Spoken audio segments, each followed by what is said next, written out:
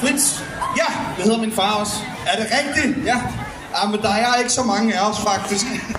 Nå, men jeg vil gerne have lov til, på Rødovre Centrums vegne, at byde rigtig, rigtig godt velkommen til Nikki Topgaard. Giv ham lige et kæmpe bifald!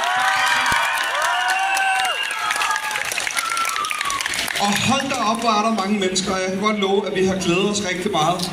De forreste pladser, de blev taget allerede tidligt i morges, så der er mange, der har ventet rigtig mange timer på at møde dig. Godt at høre. Ja. Se, jeg kunne godt tænke mig at vide sådan lidt omkring. Jeg har jo set en masse af dine videoer, og jeg synes, de er super fede. Ja. Men jeg tror godt, at vi vil starte med at stille sådan et spørgsmål. Hvordan startede det hele? Ja, i 1994, cirka der. Og jeg har altid haft interessen for at lave film. Og det startede faktisk i 94. Det er i hvert fald den ældste video, jeg har tilbage, som jeg kan huske, jeg har lavet. Jeg smed den faktisk op på min kanal her i år. Eller nej, sidste år hedder det nu. Og ja, altså så tog internettet fart lige pludselig, og man kunne dele ens videoer, og så kom YouTube i 2005. Og så lagde jeg min video op der.